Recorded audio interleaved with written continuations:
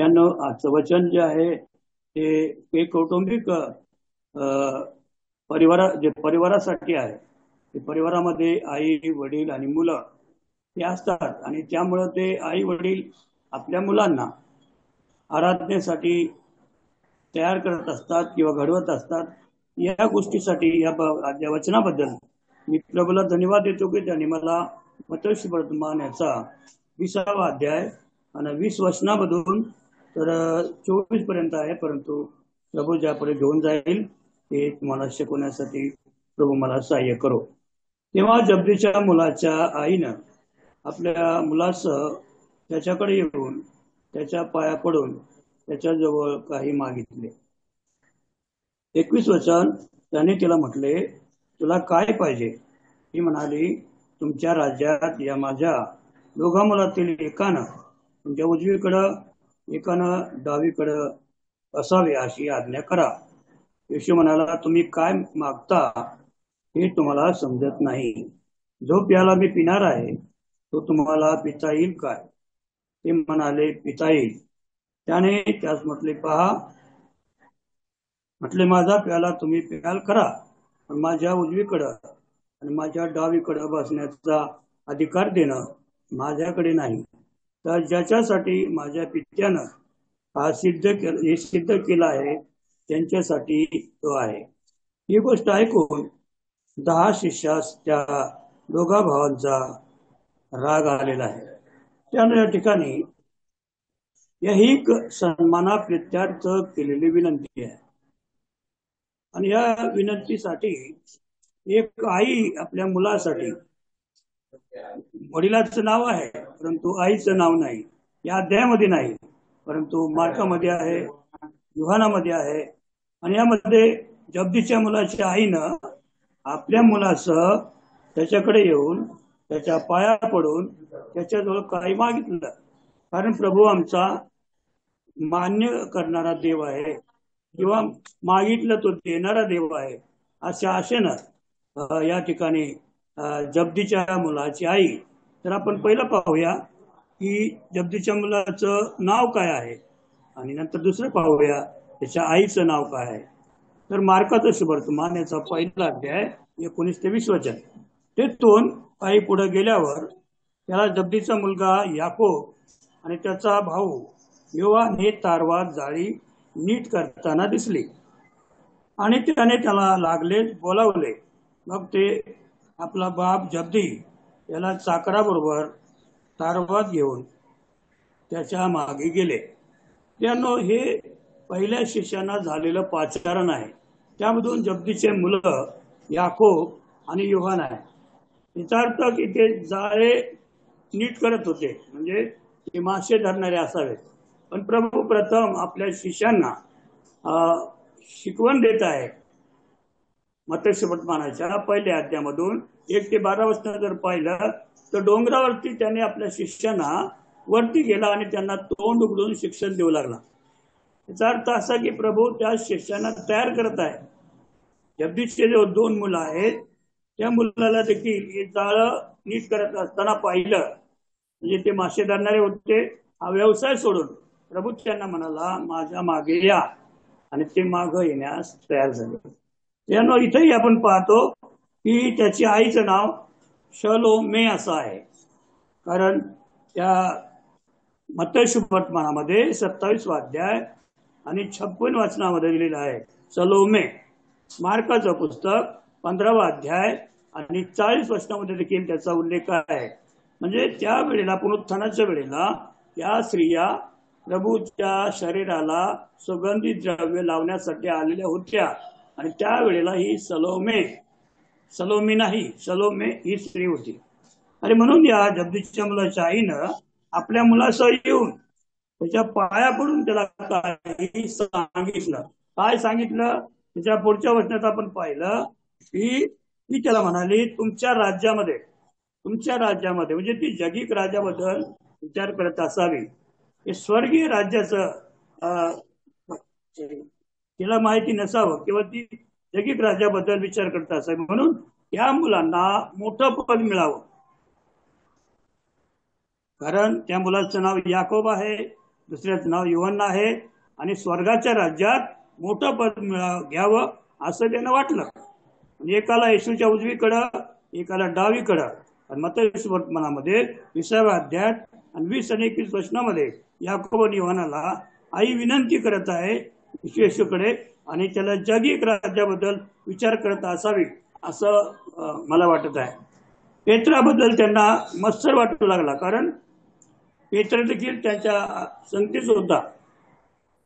आणि म्हणून मार्काचं पुस्तक याचा 9वा अध्याय आणि 34 वचनामध्ये जर पाहिलं तर आपल्याला ते पाहायला मिळेल. कारण मार्काचं पुस्तक 10वा अध्याय 31 वचनामध्ये परंतु शिष्य अग्रेसर होण्याची धडपड करत होते. त्यांचं असं म्हणणं होतं की आम्ही येशू मरणाच्या अगोदर शिष्यांना जवळ करून त्यांना तो असं म्हणाला, काय म्हणाला, यरूशलेमच्या जाण्याच्या अगोदर बेतात असताना त्यांनी 12 शिष्यांना वाटेत एकीकडे नेऊन म्हटलं, पहा आपण यरूशलेम जात आहोत आणि मनुष्याच्या पुत्राला मुख्य याजकाच्या आणि शास्त्राच्या हाती देण्यात येणार आहे आणि ते त्याला मरणदंड ठरवतील आणि त्याची थट्टा करतील, त्याला फटके मारतील आणि वधस्तंभावर ठेवण्यास त्याला परराष्ट्रीय यांच्या स्वाधीन करतील आणि 3ऱ्या दिवशी तो पुन्हा उठवला जाईल. ही भविष्यवाणी किंवा ही गोष्ट त्यांनी आपल्या शिष्यांना सांगितली. त्यांना वाटलं की आता प्रभू गेल्यानंतर आमचं काय होणार. ही कल्पना कदाचित सलोमीला कळाली असावी. सलोमीनं आपल्या मुलाबद्दल प्रभूकडे मागणी केली, एक उजवीकडं एक डावीकडं त्यांना ठेवावं. परंतु येशू याकोबला म्हणाला, मी जो प्याला पिणार आहे तो तुझ्याच्याने पिवेल काय. याला पिणे यहुदी म्हणीप्रमाणे तिचा अर्थ दुःख भोगणे किंवा क्लेश सहन करणे आहे. येशू त्यांना म्हणाला की जो प्याला पिणार आहे तो तुमच्याच्याने पिवेल काय. प्याला पिणे म्हणजे यहुदी म्हण आहे, तिचा अर्थ असा आहे की दुःख भोगणे किंवा तो प्याला म्हणजे दुःखाचा प्याला. मार्काचं सुवर्तमान याचा 14वा अध्याय आणि 36 वचनामध्ये त्याचा उल्लेख आहे. येशूचा दुसरा प्रश्न आहे याकोबाला आणि युहन्नाला की जो बाप्तिस्मा मी घेतला तसा बाप्तिस्मा तुम्ही घ्याल काय. इथे बाप्तिस्मा म्हणजे मरण आहे. रोमकरांच्या पुस्तकामध्ये 6वा अध्याय 3 आणि 4 वचन पाहूया. या ठिकाणी किंवा आपण जितक्याने ख्रिस्त येशूमध्ये बाप्तिस्मा घेतला तितक्याने त्याला त्याच्या मरणात बाप्तिस्मा घेतला. याविषयी तुम्ही आजान आहात काय. तर मग आपण त्या मरणातील बाप्तिस्माने त्याच्याबरोबर पुरले गेलो, यासाठी की ज्याप्रमाणे ख्रिस्त त्याच्या गौरवाने मेल्यातून उठला त्याचप्रमाणे आपणही नवीन प्रकारच्या जीवनात चालावे. प्रभूची इच्छा आहे की प्रभूचे शिष्य त्याच्याबरोबर चालावे, त्याच्यासारखे चालावेत आणि म्हणून प्रभू त्यांना तयार करत आहे. परंतु या ठिकाणी जगदीच्या मुलाची आई मात्र वेगळ्याच हेतून त्या प्रभूला प्रश्न विचारत आहे की माझ्या मुलाला एकाला उजवीकडं एकाला डावीकडे ठेवावं.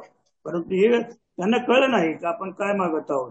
येशू त्या ठिकाणी त्यांना सांगत आहे की मी जो बाप्तिस्मा घेतला तो तुम्ही घ्याल काय. इथे बाप्तिस्मा म्हणजे आपण पाहिलं की मरण आहे. रोमकरांच्या पुस्तकामध्ये 8वा अध्याय आणि 17 वचन, आणि जर मुले वारीस आहेत म्हणजे देवाचे वारीस तर ख्रिस्ताबरोबर सोबतीचे वारीस असे आहात. अहो आपल्याला त्याबरोबर गौरव प्राप्त व्हावे म्हणून त्याच्याबरोबर जर दुःख भोगत असलं तर म्हणजे ख्रिस्ताबरोबर जो त्याने दुःखाचा प्याला पिलेला आहे तर ख्रिस्ताच्या स्वीकार करणाऱ्याला देखील दुःख भोगावं लागेल.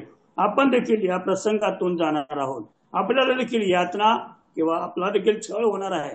आणि अशा प्रकारे प्रभू आपल्या मरणाबद्दल आपल्या बाप्तिस्माबद्दल त्या शिष्यांना शिकवत आहे, त्यांना सांगत आहे मी जो प्याला पिणार आहे तुमच्याच्याने पिवेल काय. मी जो बाप्तिस्मा घेतलेला आहे तो तुमच्याच्याने घेवेल काय.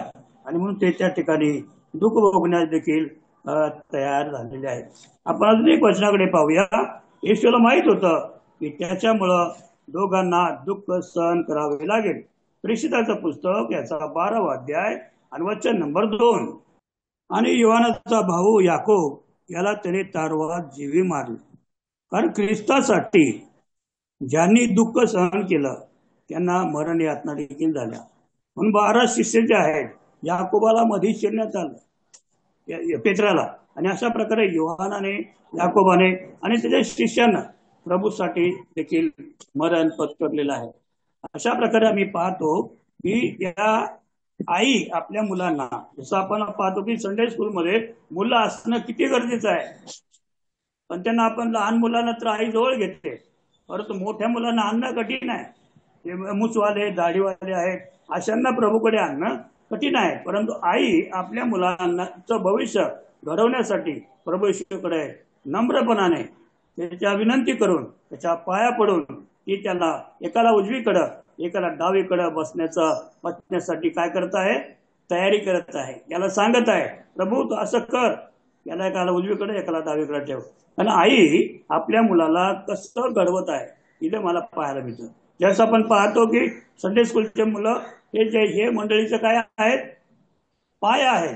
जे संडे स्कूलमध्ये त्यांना शिकवलं जातं, ते मंडळीमध्ये उभे राहतात आणि मग ते काय करतात, सेवेसाठी तयार होतात. म्हणून त्या मुलांना धिक्कारू नका, तर त्यांना जवळ करा. आणि त्या मुलांच्या द्वारे देवाचा गौरव व्हावं म्हणून सलोमीनं आपल्या दोन्ही मुलांना, मूच दाढीमध्ये असे असलेले मुलं तिने प्रभूकडे आणले आणि प्रभूने त्यांना समजावून सांगितले कशा प्रकारे तुम्हाला दुःख भोगावं लागेल. त्यानो ज्यावेळेस आम्ही पाहतो की त्या वचनामध्ये 23 वचनामध्ये त्याने त्यास म्हटलं, माझा प्याला तुम्ही प्याल करा, माझ्या उजवीकडे व माझ्या डावीकडे बसण्याचा अधिकार देणं हे माझ्याकडे नाही, तर त्याच्यासाठी माझ्या पित्याने सिद्ध केलं. यासाठी की जे ही गोष्ट 10 शिष्यात आणि त्या दोघांना 10 शिष्यास आणि त्या दोघांना राग देखील आला असेल. 10 शिष्यांना त्याच्याबद्दल राग देखील आला, कारण हा अधिकार किंवा त्यांना राज्यामध्ये मोठं व्हावं असं मनामध्ये त्यांनी ठरवलेलं आहे. या गोष्टीकडे आपण जरा लक्ष देऊया, कारण प्रभू आम्हाला काय शिकवत आहे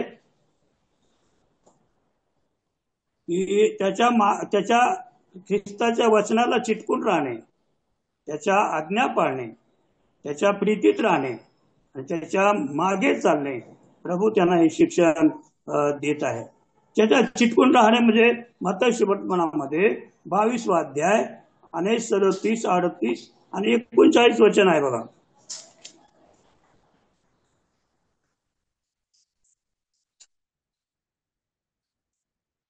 तो म्हणाला, तू आपला देव परमेश्वर याच्यावर पूर्ण अंतःकरणाने, पूर्ण जीवाने आणि पूर्ण मनाने प्रीती कर.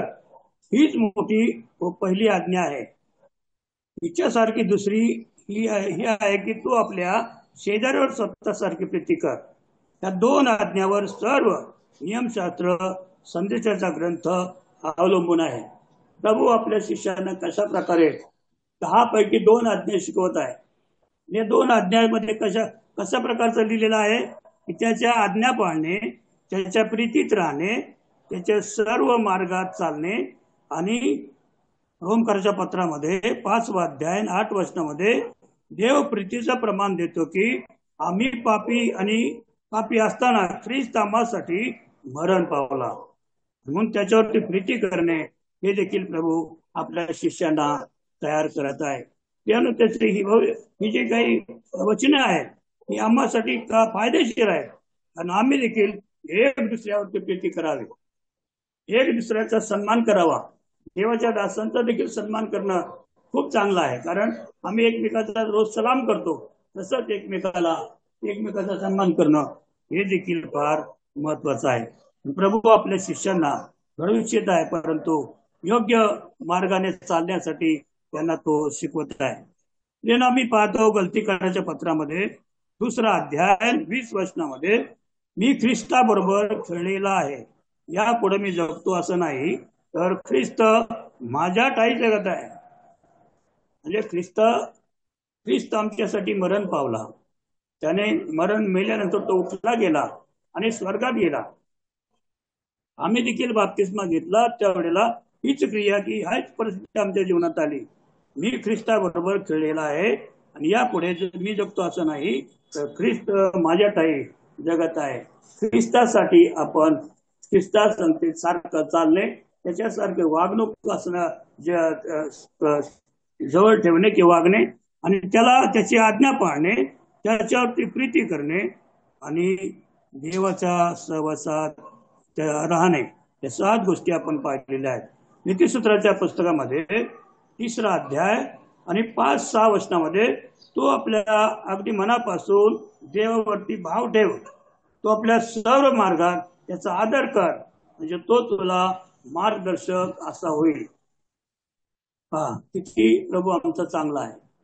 आपल्या शिष्यांना आज्ञा पाळण्यासाठी, त्याच्या मार्गात चालण्यासाठी, त्याच्या सहवासात राहण्यासाठी, त्याच्यावर प्रीती करण्यासाठी आणि त्याच्या सर्व मार्गात चालण्यासाठी आम्हाला आमंत्रित करत आहे. प्रभू आपल्या शिष्यांना पहिलं हे पाचारण करताय की तुम्ही जा आणि सर्व सृष्टीला सुवार्ता सांगा, पित्याच्या, पुत्राच्या आणि पवित्र आत्म्याच्या नावानं बाप्तिस्मा द्या. प्रभूची सुरुवात ही आमच्यासाठी खूप महत्वाची आहे. देवा करू, देवाच्या वचनावरती आशीर्वाद देऊ. आमेन.